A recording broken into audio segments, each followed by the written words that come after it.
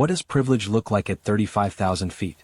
Who gets treated like they belong in first class, and who gets questioned, dismissed, or outright rejected, even when they've paid for the same seat? This is the story of Dr. Michaela Johnson, a 38-year-old black woman, a renowned aerospace engineer, a woman with 2 PhDs and patents that revolutionized aviation safety. A woman who, on a flight from New York to London, would experience discrimination so blatant that multiple passengers would demand to be reseated rather than sit next to her. But here's what those passengers didn't know. Dr. Johnson wasn't just flying on that plane. She'd helped design critical systems that kept them safe. She'd consulted for the airline on their newest aircraft. She was traveling to London to receive one of the most prestigious awards in aerospace engineering. And when the plane landed, when those passengers discovered exactly who she was, the looks on their faces would become the least of their problems. This isn't just a story about racism on an airplane. It's about the assumptions people make when they see a black woman in a space they think she doesn't belong. It's about the cost of prejudice, not just emotional cost but real, tangible consequences. It's about a woman who maintained her dignity through humiliation, then watched as the universe delivered justice in the most poetic way possible. Because sometimes karma doesn't just arrive. It arrives in front of cameras, journalists, airline executives, and the very people who tried to diminish you. Flight BA 117 from JFK to Heathrow, November 3, 2023. 7 hours that would change multiple lives. 7 hours where every microaggression, every dismissive look, every racist assumption was being documented, not just by Dr. Johnson, but by other passengers who couldn't believe what they were witnessing.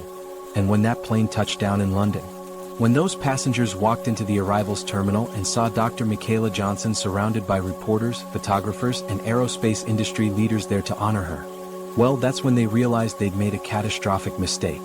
Before we get into this incredible story, stop what you're doing and subscribe to this channel right now.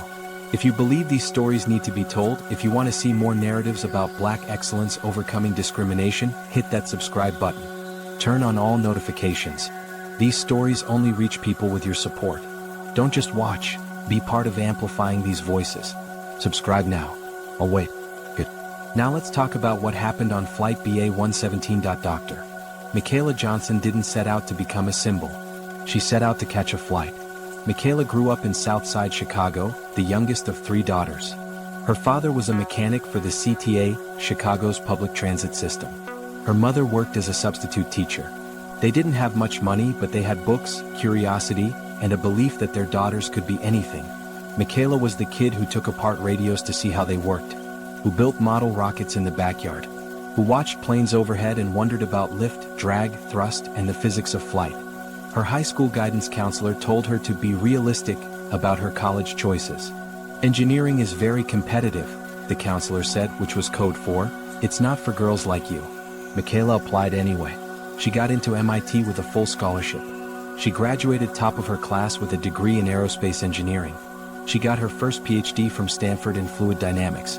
Her second PhD from Cambridge in materials science. By 38, she'd published over 40 peer-reviewed papers. She held 17 patents.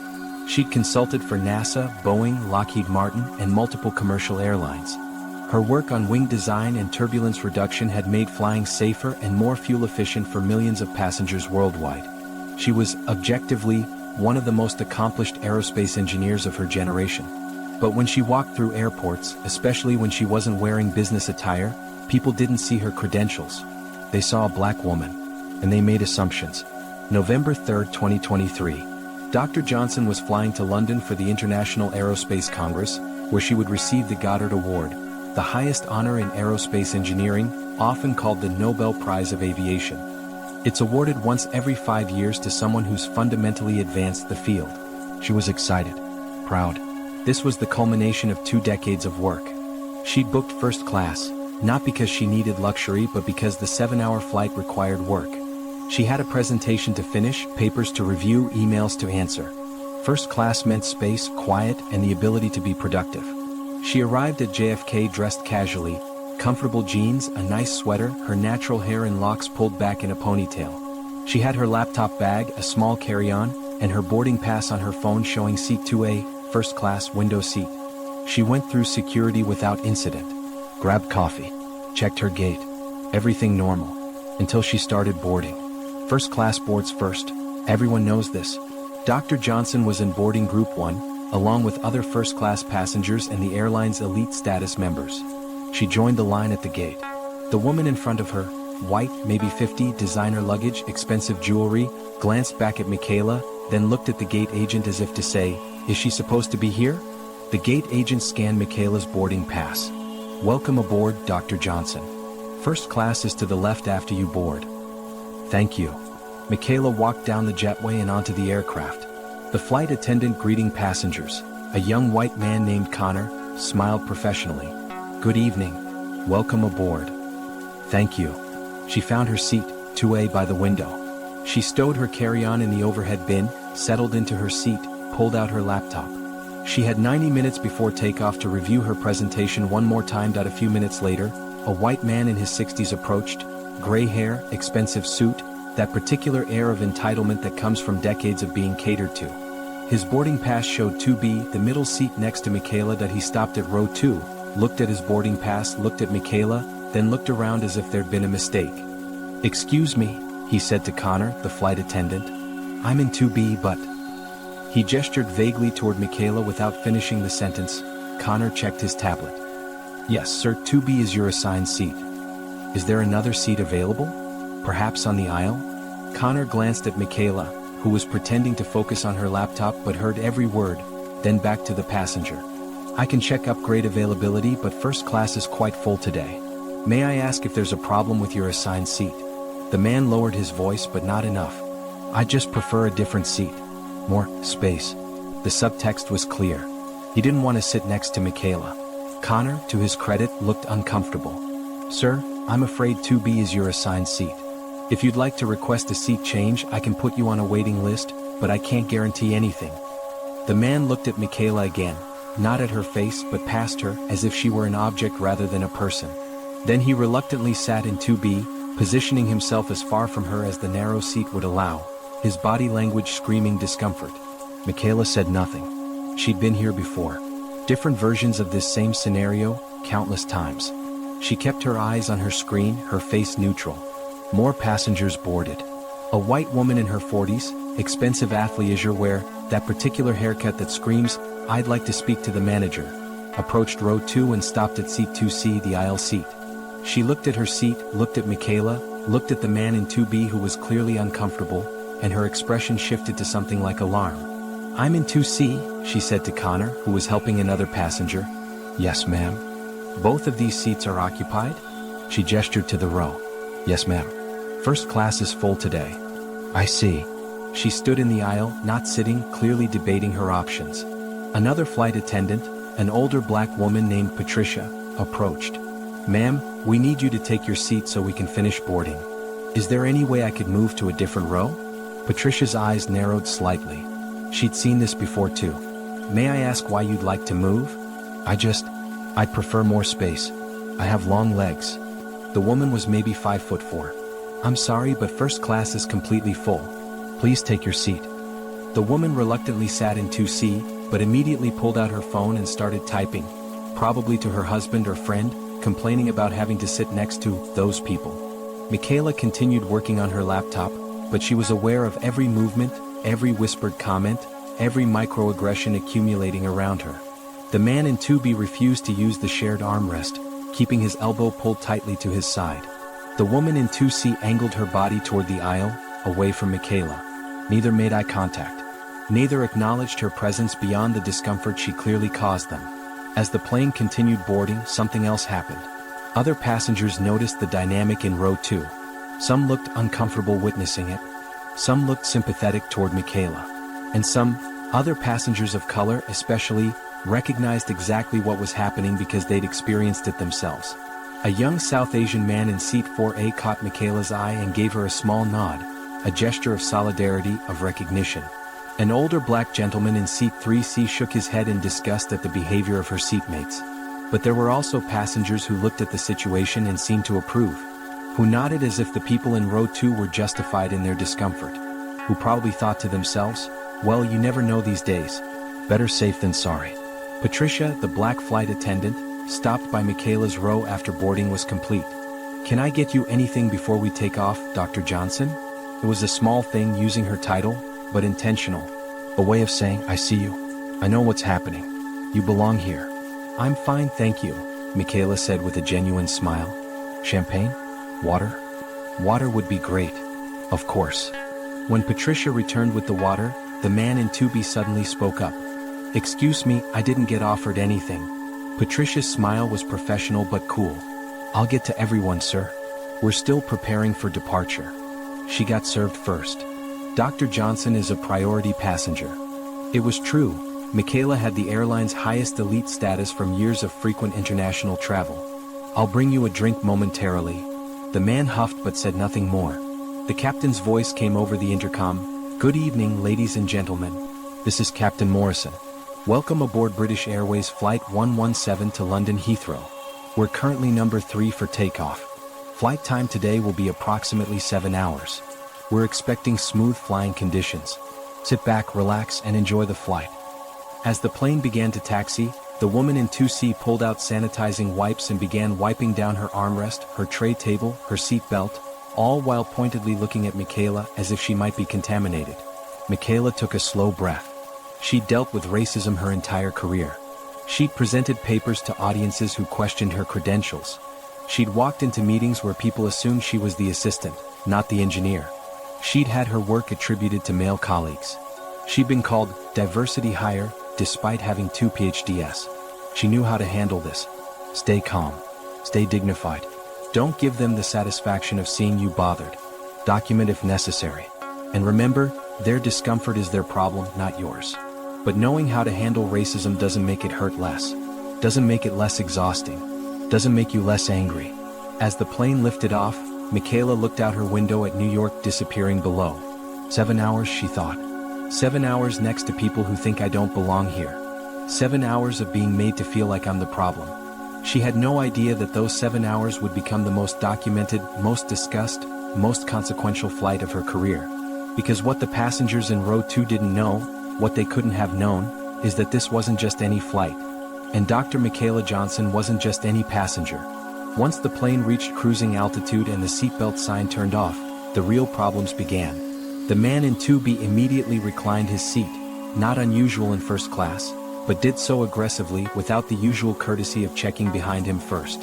Then he proceeded to spread out, laptop on his tray table, papers on the shared console, jacket on the empty hook that was technically on Michaela's side. He was claiming territory, making himself large. A physical manifestation of his belief that he deserved this space more than she did.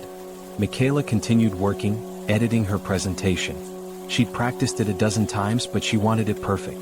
This was the Goddard Award, the pinnacle of her field. Her speech would be live-streamed, published in journals, remembered. The flight attendants came through with dinner service. Patricia approached their row. Dr. Johnson, for dinner this evening we have herb-crusted salmon or mushroom risotto. What would you prefer? The salmon, please. Excellent choice. Patricia turned to the man in 2B. And for you, sir? I'll have the salmon as well. He paused, then added, and I'd like to confirm, it's prepared in a clean kitchen, correct? Food safety standards. It was an odd question, made more pointed by the fact that he was looking at Michaela when he asked it, as if her presence somehow contaminated the food.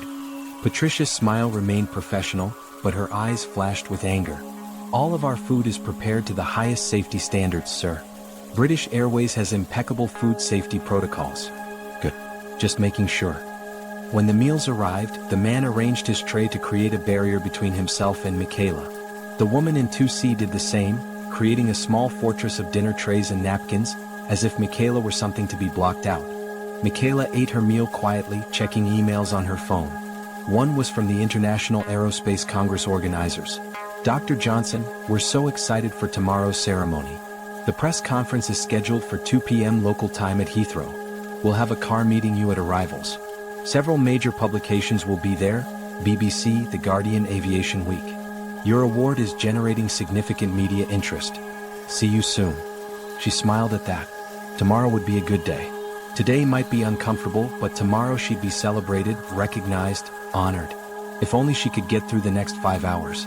About 3 hours into the flight, Michaela needed to use the restroom. She stood, excused herself politely, excuse me, though neither of her seatmates acknowledged her. The man in 2B didn't move, didn't lean forward to make it easier for her to pass. He sat rigid, forcing her to squeeze past him awkwardly.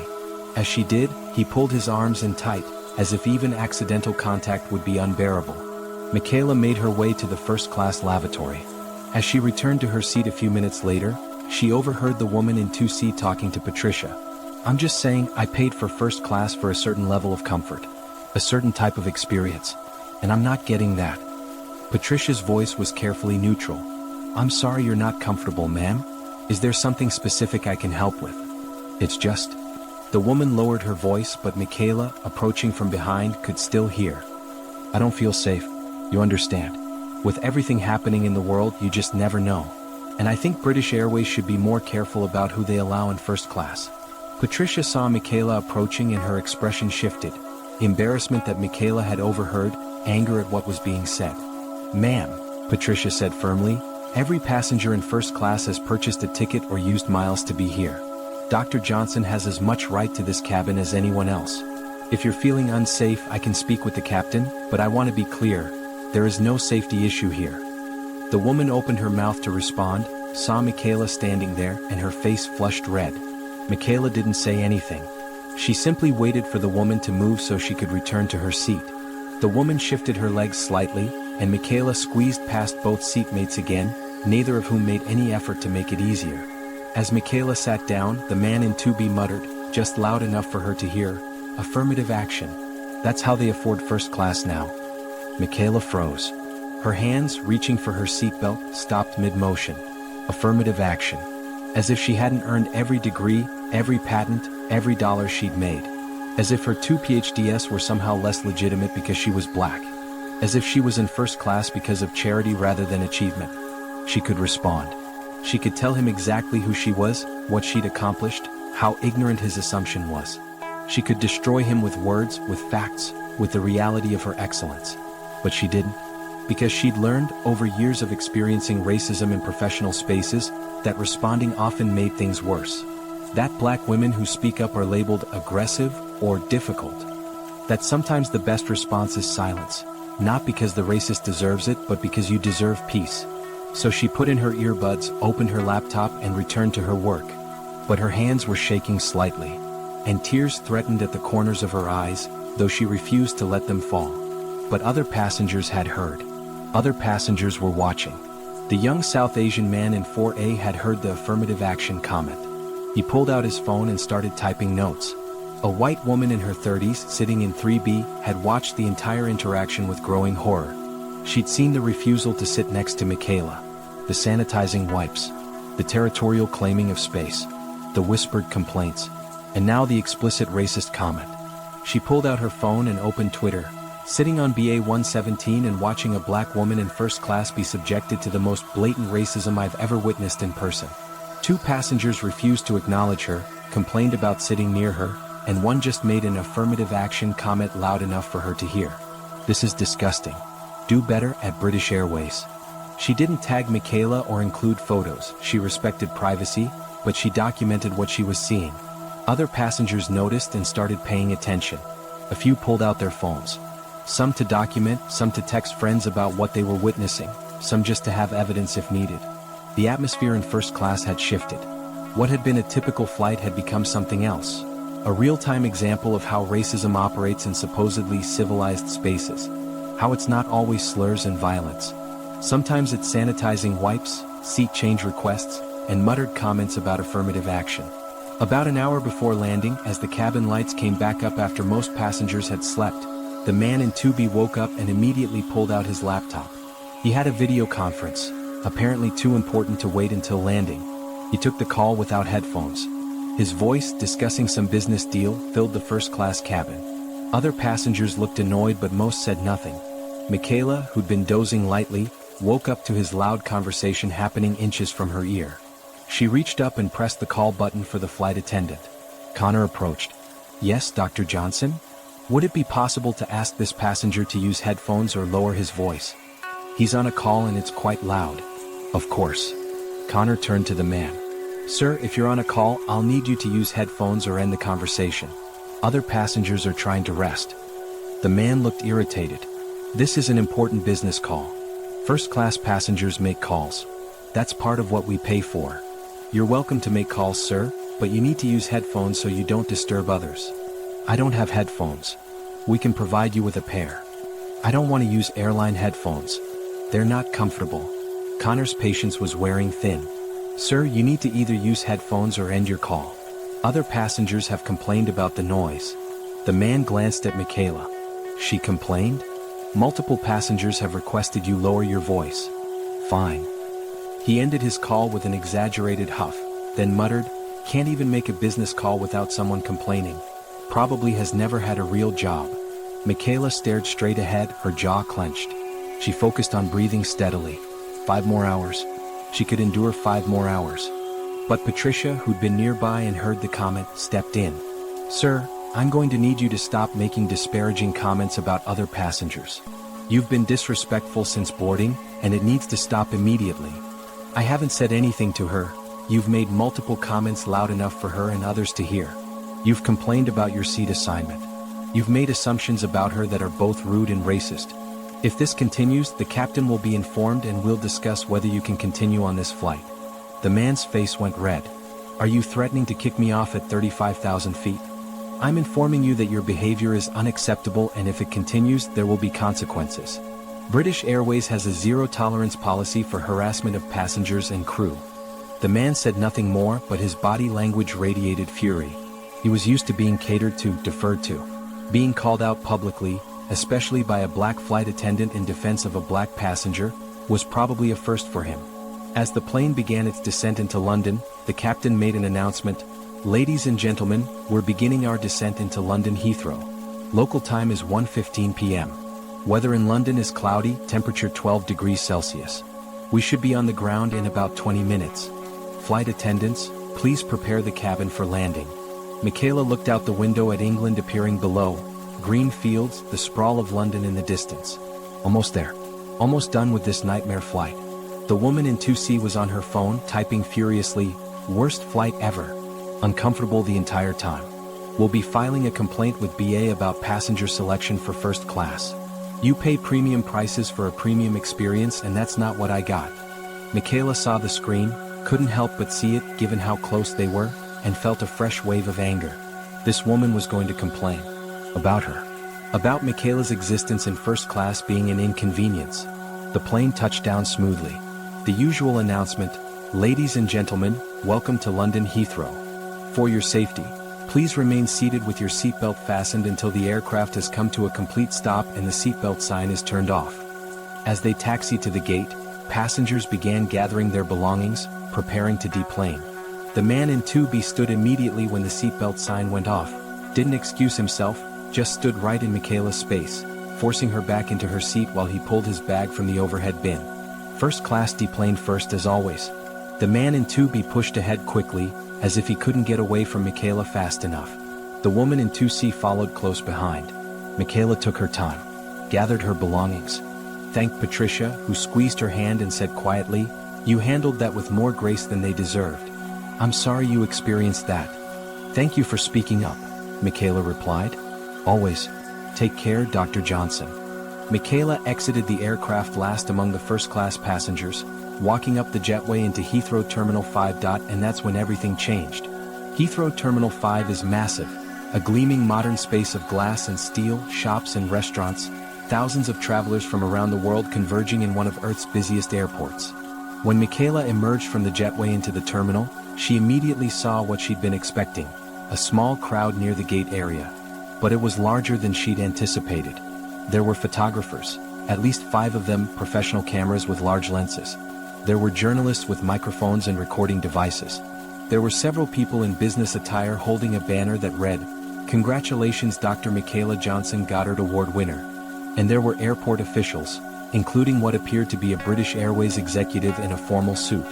The press conference wasn't supposed to happen at the airport. It was scheduled for later at the conference venue. But the organizers had apparently decided to create a moment. A photo opportunity of Dr. Johnson arriving in London to receive one of the most prestigious awards in aerospace engineering.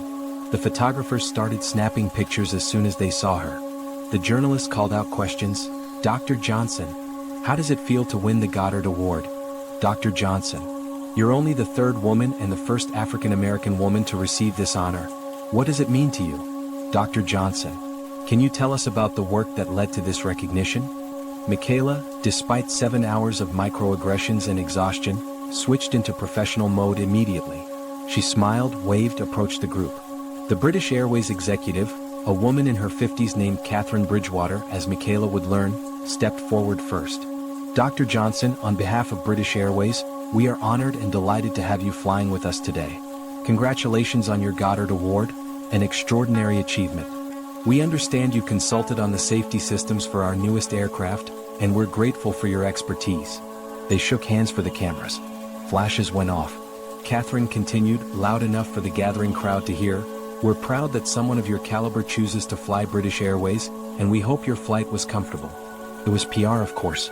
They knew she was on the flight, knew she was a VIP passenger, and had arranged this welcome specifically for the optics. Michaela smiled graciously. "Thank you. I appreciate the welcome." And then, from behind the crowd, the passengers from row 2 emerged into the arrivals area. The man in 2B, who still didn't know Michaela's name or who she was talking on his phone, walking quickly through the terminal. The woman in 2C was slightly behind him, pulling her carry-on, also on her phone. They walked right into the crowd surrounding Michaela. At first they didn't notice. They were too focused on their phones, on getting through the airport, on moving past this disruption in their path. But then the man in 2B looked up, annoyed at the crowd blocking his way. He saw the cameras, the journalists, the banner. His eyes scanned the banner. "Congratulations, Dr. Michaela Johnson, Goddard Award winner."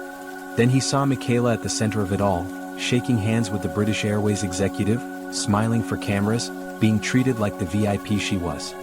His face went through a remarkable sequence of expressions: confusion, recognition, shock, and then, unmistakably, horror. He'd spent 7 hours refusing to acknowledge the woman next to him, making comments about affirmative action, treating her like she didn't belong in first class. And she was Dr. Michaela Johnson, Goddard Award winner, one of the most accomplished aerospace engineers in the world. The woman in 2C noticed the commotion and stopped, looking at what her seatmate was staring at. She saw Michaela, saw the banner, and her face went pale. One of the journalists, a woman from Aviation Week who'd done her research, stepped closer to Michaela with a microphone. "Dr. Johnson, you're receiving the Goddard Award tomorrow for your revolutionary work in wing design and aerodynamics. Can you tell us a bit about the specific innovations that led to this recognition?" Michaela, in her element now, spoke confidently. "My team's work focused on reducing turbulence and improving fuel efficiency through biomimetic wing designs, essentially learning from bird flight to improve aircraft performance. The resulting patents have been adopted by several major aircraft manufacturers and have reduced fuel consumption by up to 12% on long-haul flights, which translates to both economic and environmental benefits." Another journalist jumped in. "You have 2 PhDs, 17 patents, and you've consulted for NASA, Boeing, and multiple airlines. At just 38, you're one of the youngest Goddard Award recipients ever. What advice do you have for young women, especially women of color, who want to enter STEM fields?" "My advice is simple. You belong in any field you choose. You'll face doubters, you'll face discrimination, you'll face people who assume you're less qualified than you are. But your work speaks for itself. Excellence is undeniable, even when people try to deny it." The photographers captured everything: Michaela's confident smile, her articulate responses, her obvious expertise and accomplishment. And they also captured, inadvertently, the 2 passengers from row 2 standing frozen in the background, their expressions of shock and horror clearly visible. The British Airways executive, Catherine, noticed the disruption: 2 passengers standing awkwardly in the middle of the press gathering. She approached them politely. "Excuse me, we're conducting a press conference. If you could please move to the side." We were on her flight," the man in 2B stammered. "We were sitting next to her." Catherine's professional smile faltered slightly. "Oh, wonderful. Then you had the privilege of flying with one of the world's premier aerospace engineers. I hope you had a pleasant flight." The man and woman looked at each other, both clearly panicking. One of the photographers, sensing a story, turned his camera toward them. "Did you know you were sitting next to Dr. Johnson? What was that like?" The man opened his mouth, closed it, opened it again. He had no good answer. Because what could he say? That he'd requested a seat change the moment he saw her? That he'd complained about sitting next to her? That he'd made an affirmative action comment? That he'd treated her with contempt for 7 hours? Patricia, the flight attendant who defended Michaela, had just exited the jetway with the rest of the crew. She saw the press conference, saw Michaela at the center, and her face lit up with understanding and satisfaction. She also saw the two passengers from row 2 standing there looking horrified, and she couldn't resist. She walked directly to Catherine, the BA executive, and spoke quietly but urgently in her ear. Catherine's expression changed immediately, from polite professionalism to cold anger. She turned to the man and woman. "I'm sorry, you said you were seated next to Dr. Johnson?" "Yes, in row 2, the woman said, her voice small. "I see. And you are?" They gave their names, Robert Hendricks and Christine Vale, as the world would soon learn. Catherine's smile was ice. "Mr. Hendricks, Ms. Vale, I've just been informed by our flight crew that there were some issues during the flight. Issues involving discrimination toward Dr. Johnson. Is that accurate?" The blood drained from both their faces. It was a misunderstanding," Robert started. "We didn't know who she was," Christine added. "Shouldn't matter who she was," Catherine said sharply. "Every passenger deserves respect regardless of their profession or status." The journalist, sensing a bigger story, moved closer. Microphones extended. Cameras focused. "What happened on the flight?" one journalist asked. "Nothing," Christine said quickly. "There was no problem," but Patricia stepped forward. "I'm Patricia Williams, senior flight attendant on BA 117. I witnessed both of these passengers engage in discriminatory behavior toward Dr. Johnson throughout the flight. Mr. Hendricks requested a seat change immediately upon seeing Dr. Johnson. Ms. Vale complained about feeling unsafe sitting next to her. Mr. Hendricks made a comment about affirmative action, loud enough for Dr. Johnson and other passengers to hear. The press conference had just become something else entirely. This wasn't just a feel-good story about an accomplished engineer receiving an award. This was a story about racism in action, and about racists being confronted with their prejudice in the most public way possible. Robert Hendricks looked like he wanted the ground to swallow him whole. Christine Vale was visibly shaking. And Dr. Michaela Johnson, who had maintained her composure and dignity through 7 hours of microaggressions, was about to decide how to handle this moment. The terminal area around Gate 47 had gone silent. Other passengers who'd been on BA 117 had stopped to watch. Some pulled out phones to record. This was the moment, the confrontation everyone sensed was coming. A journalist from The Guardian stepped forward, addressing Michaela directly. "Dr. Johnson, we're hearing that you experienced discrimination during your flight. Can you comment on that?" Michaela looked at the journalist, then at Patricia, then at Robert and Christine, who were desperately trying to edge away from the cameras. She could let them go. She could take the high road, say nothing, let this moment pass. Focus on the award, on the achievement, on the positive. Or she could speak. She could make this a teaching moment. She could ensure that what happened to her, what happens to black people every day in airports, on planes, in first-class cabins they've paid for, became part of the public record. She chose to speak. "Yes, I can comment on that." Her voice was clear, professional, but with an edge of steel. "I boarded flight BA 117 this morning with a first-class ticket I purchased with my own money. I was dressed casually but appropriately. I was polite and professional. And from the moment I sat down, I was treated as if I didn't belong." The cameras focused tightly on her face. The journalists were furiously taking notes. "Mr. Hendricks, sitting in 2B, requested a seat change immediately upon seeing me. When that was denied, he spent the flight taking up as much space as possible, making it clear through his body language that my presence was unwelcome. Ms. Vale, in 2C, sanitized her entire seating area while looking at me pointedly, as if I might contaminate her." Christine made a small sound of protest but said nothing. Mr. Hendricks made a comment about affirmative action, implying that's how I could afford first class. Both passengers complained to flight attendants about me, despite the fact that I did nothing but sit quietly and work on my laptop. I was made to feel like an intruder in a space I had every right to occupy. A journalist asked, "How did that make you feel?" Michaela paused, gathering her thoughts. Exhausted, angry, hurt, but not surprised, because this is what it means to be a black woman in professional spaces. You can have 2 PhDs, you can have 17 patents, you can be receiving the highest honor in your field, and someone will still assume you don't belong. Someone will still think you're only there because of affirmative action or charity or luck. She looked directly at Robert Hendricks. "Mr. Hendricks, you spent 7 hours sitting next to one of the world's leading aerospace engineers. Someone whose work has made the aircraft you were flying on safer and more efficient. Someone who consults for the airline you chose to fly. And you assumed I was less qualified, less worthy, less deserving than you, based solely on the color of my skin. Robert looked like he might be sick. He tried to speak. I didn't mean I wasn't. Yes, you were. Michaela's voice was firm. You were racist. Not with slurs or violence, but with assumptions, with microaggressions, with 1,000 small cuts that black people experience constantly. And now you're here, confronted with the reality that your prejudice was baseless. That the woman you dismissed is someone you should have been honored to sit next to.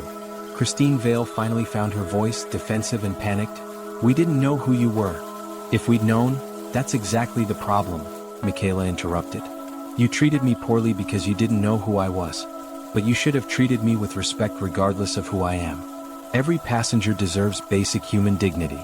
The janitor on that plane deserves the same courtesy as the CEO. The fact that you're only horrified now because you've learned my credentials says everything about your values. A journalist from the BBC asked, "What do you think should happen to passengers who engage in discriminatory behavior on flights?" Before Michaela could answer, Catherine Bridgewater, the British Airways executive, stepped forward.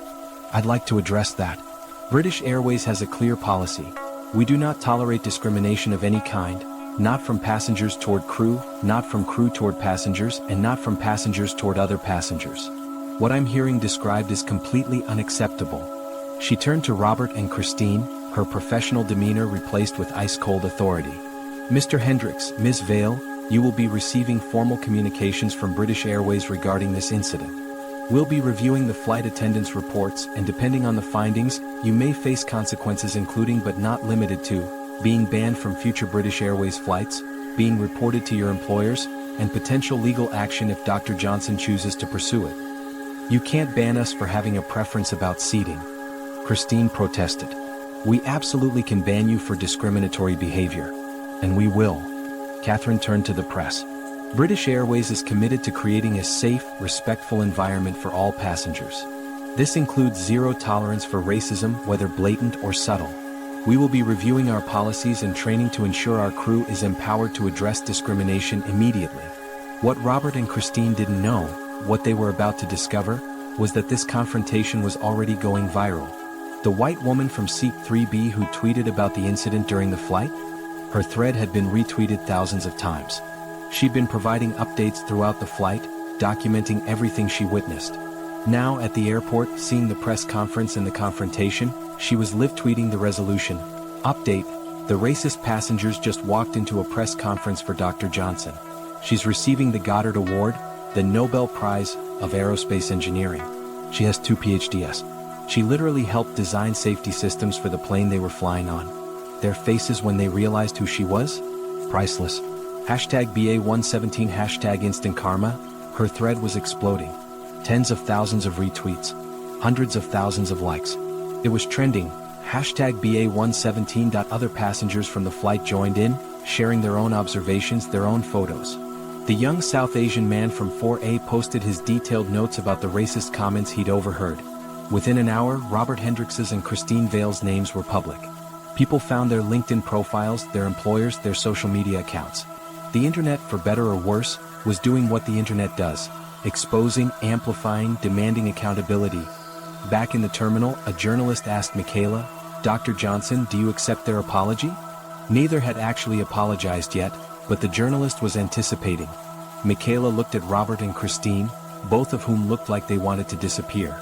"I haven't heard an apology," she said simply. Robert stammered. I'm sorry. I'm really sorry. I was wrong. I shouldn't have. I apologize." Christine added, tears in her eyes now, "I'm so sorry, Dr. Johnson. I was ignorant and rude and I apologize." Michaela nodded slowly. "I appreciate the apologies. But understand something. You're not apologizing because you've recognized the wrongness of your behavior. You're apologizing because you got caught. Because there are cameras here and consequences looming. If you discovered my credentials privately, would you have apologized? Or would you have simply felt embarrassed and moved on?" Neither of them had an answer for that. Real change, Michaela continued, doesn't come from being publicly shamed. It comes from examining the biases you hold and actively working to overcome them. It comes from treating every person with dignity, regardless of whether they might be important or not. I hope you do that work. But I'm not interested in making you feel better about yourselves right now. She turned to the journalist. If there are no more questions about the flight incident, I'd prefer to focus on the reason I'm here: the Goddard Award and the work my team has done in aerospace engineering. The journalists, recognizing that she was done discussing the discrimination, pivoted back to her achievements. The press conference continued for another 15 minutes. Questions about her research, her patents, her advice for aspiring engineers. Robert and Christine were finally able to slip away, disappearing into the terminal crowds. But their escape was temporary. The internet had their names. Their faces were in photographs. Their story was being shared globally. There was no escaping what they'd done. Over the next 48 hours, the story exploded beyond anyone's expectations. Black aerospace engineer faces racism on flight, then shames passengers at press conference. BBC, Goddard Award winner confronts racist passengers who didn't know who she was. The Guardian, racist wanted seat change away from black woman. She was a doctor with 2 PhDs. Huffington Post, British Airways investigating discrimination incident involving renowned engineer. Aviation Week. The story had everything: racism exposed, instant karma, a brilliant protagonist, humiliated villains, and corporate accountability. It was shared millions of times across every platform. Video clips from the press conference, especially Michaela's calm, powerful confrontation of Robert and Christine, went viral on TikTok, Instagram Reels, YouTube Shorts. People created reaction videos, analysis threads, discussions about racism in travel. And then the consequences started rolling in. Robert Hendricks worked as a senior partner at a consulting firm in Manhattan. By the morning after the incident, his firm's phone lines and email were flooded with messages demanding his termination.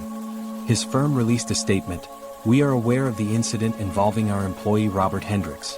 The behavior described is antithetical to our firm's values of diversity, inclusion, and respect. Mr. Hendricks has been placed on administrative leave while we conduct an internal investigation." 3 days later, following our investigation, Robert Hendricks is no longer employed by our firm. We do not tolerate discrimination in any form. Christine Vale worked in marketing for a cosmetics company that heavily promoted diversity and inclusion in its advertising. The irony was not lost on the internet.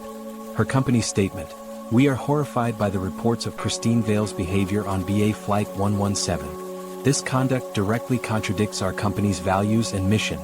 Ms. Vale's employment has been terminated effective immediately." British Airways followed through on their promise. Both Robert and Christine received letters informing them that they were permanently banned from flying British Airways or any of their partner airlines.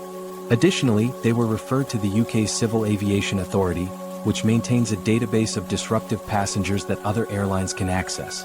Their names were now flagged in aviation systems. Flying internationally would be significantly more difficult and expensive for them going forward. But the professional consequences were only part of it. Robert's wife filed for divorce within 2 weeks. In the filing, which became public record, she cited irreconcilable differences including values and character incompatible with the life I want to live. Christine's adult children released a joint statement on social media: "We are ashamed and disappointed by our mother's behavior.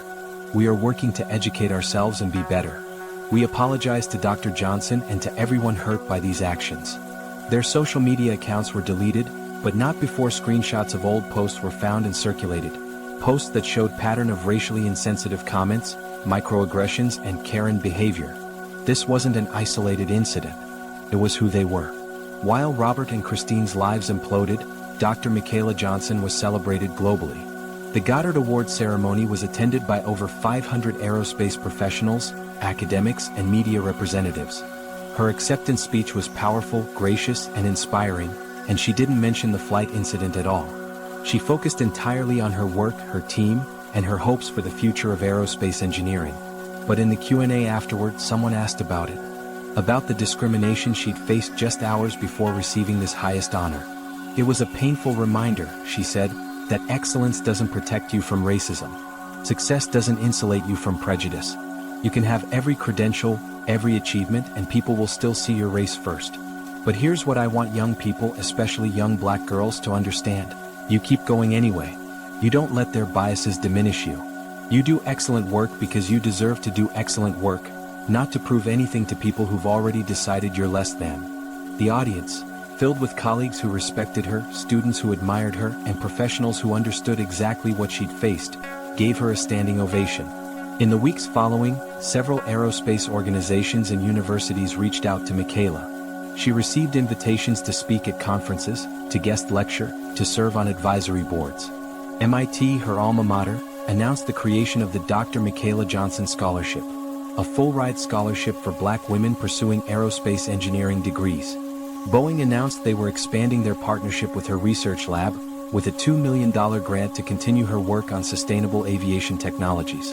And Patricia Williams, the flight attendant who'd stood up for Michaela, received a commendation from British Airways and was promoted to lead their new diversity and inclusion training program for flight crews. The other passengers who'd witnessed and documented the discrimination, especially the woman who'd tweeted throughout the flight, were thanked by Michaela personally. She met with several of them during her time in London, expressing gratitude for their willingness to speak up. Silence enables discrimination, Michaela told them. By documenting what you saw, by speaking up, you made it impossible for this to be swept under the rug. Thank you for that. 3 months after the incident, Michaela received a letter. It came to her university address, forwarded from several previous addresses, and the return address was unfamiliar. She opened it hesitantly, expecting perhaps another piece of hate mail. She'd received plenty in the aftermath of the incident going viral. But it wasn't a hate mail. It was from a 16-year-old black girl named Zara from Birmingham, Alabama. The letter read, "Dear Dr. Johnson, I've never written to someone I didn't know before, but I had to write to you. I'm in 11th grade. I love math and physics. I want to be an aerospace engineer. But my guidance counselor told me to be realistic about my career goals. She suggested I look at more practical options like nursing or teaching. She didn't say it was because I'm black, but I know that's what she meant. I was starting to believe her. Starting to think maybe I was aiming too high, maybe I should settle for something safer. Then I saw your story. I saw you sitting on that plane being treated horribly by people who assumed you didn't belong. And then I saw you at that press conference, standing there with all your degrees and patents and that award, proving that you do belong, that you've always belonged. And I realized, if you can survive racism from people sitting inches away from you for 7 hours and still stand up with dignity and grace, then I can survive a racist guidance counselor. If you can have 2 PhDs and still be questioned, then I can handle people doubting me too. I'm not listening to her. I'm applying to MIT, Stanford, and Georgia Tech for aerospace engineering. I'm going to be like you. Thank you for being you. Thank you for not staying quiet. Thank you for showing me what's possible. Sincerely, Zara." Michaela read the letter 3 times, tears streaming down her face. This was why it mattered. Not the awards, not the recognition, not even the satisfaction of watching Robert and Christine face consequences. It was this, a 16-year-old girl in Alabama who now believed she could reach for the stars because she'd seen someone who looked like her already touching them. Michaela wrote back immediately, "Dear Zara, you don't need to be like me. You need to be like you, brilliant, determined, unwilling to accept other people's limitations. Apply to those schools. And when you do, let me know. I'll write you a recommendation letter. I'll connect you with scholarships. I'll make sure you have every resource I can provide. You belong in aerospace engineering. You've always belonged. Don't let anyone tell you otherwise. And Zara, I'll be watching for your name in the industry. I expect great things from you. With admiration and support, Dr. Michaela Johnson P.S. My guidance counselor also told me to be realistic. Prove them wrong. It's the best feeling in the world." Michaela kept that letter. Framed it, actually. It sits in her office at the university, alongside her degrees and patents and awards. Because that letter reminds her why she didn't stay silent on that plane. Why she confronted Robert and Christine publicly. Why she keeps speaking up about racism in STEM fields, even when it's uncomfortable, even when people tell her to move on, or not make everything about race. She speaks up because somewhere a young black girl is watching, learning, deciding whether she belongs in spaces that weren't designed for her. And Michaela's answer is always the same. Yes, you belong. They'll try to make you feel like you don't. They'll question you, doubt you, discriminate against you. But you belong anyway. 6 months after the incident, Michaela was invited to speak at a TEDx event. Her talk, titled "Excellence in the Face of Prejudice," has been viewed over 5 million times. In it, she tells the story of Flight BA-117. She talks about the microaggressions, the humiliation, the moment of decision when she could have stayed silent but chose to speak. And she ends with this: "Those passengers on that flight didn't see me as a doctor, an engineer, or an award winner. They saw my skin color and made assumptions. And when confronted with evidence that their assumptions were wrong, they were embarrassed. But embarrassment without education is useless. Shame without change is meaningless. So here's my challenge: examine your own biases. Notice when you make assumptions about people based on how they look. Notice when you're more comfortable with someone who looks like you than someone who doesn't. Notice when you question credentials for some people but not others. And then do the work to change. Because the person you're dismissing might be the person who saves your life, designs the plane you're flying on, or changes the world in ways you can't imagine. Don't let your prejudice rob you of the opportunity to learn from brilliant people who don't look like you expected brilliance to look. We all belong in the spaces we've earned our way into. Remember that next time you see someone and make assumptions about whether they belong. They do. We all do. Dr. Michaela Johnson still flies frequently. Her work requires international travel. She still experiences racism in airports and on planes, though less often now that her face is recognizable from the viral incident. But when it does happen, when someone questions her presence in first class, when a passenger looks uncomfortable sitting next to her, she handles it differently now. She speaks up immediately. She documents. She doesn't accept microaggressions quietly anymore. I used to think that staying silent made things easier, she told an interviewer. That responding to racism just made situations worse. But silence enables oppression. It tells racists their behavior is acceptable. I'm done making racist people comfortable. Robert Hendricks and Christine Vale disappeared from public life. Both moved, changed careers, rebuilt their lives away from the spotlight. Neither has spoken publicly about the incident since the airport confrontation. Some people think the consequences they faced were too severe: job loss, public shaming, permanent bans from airlines. Others think they got off easy, that racism should have legal consequences beyond social and professional ones. Michaela's position: I'm not interested in destroying lives. I'm interested in changing behavior. If what happened to them makes even one person think twice before treating someone poorly based on race, then something good came from it. The real change came in policies. British Airways and multiple other airlines updated their anti-discrimination policies, empowering flight crews to address bias immediately and remove passengers who engage in discriminatory behavior. Several airlines implemented mandatory implicit bias training for all employees. Airport security protocols were reviewed to address racial profiling. The aviation industry, like many industries, was forced to confront uncomfortable truths about who feels welcome and who doesn't. Progress? Yes. Enough? No. It's never enough until it doesn't happen anymore. Here's what we can learn from Dr. Michaela Johnson's experience. First, credentials don't protect you from racism. She had 2 PhDs, 17 patents, and was receiving the highest honor in her field, and she was still treated as if she didn't belong in first class.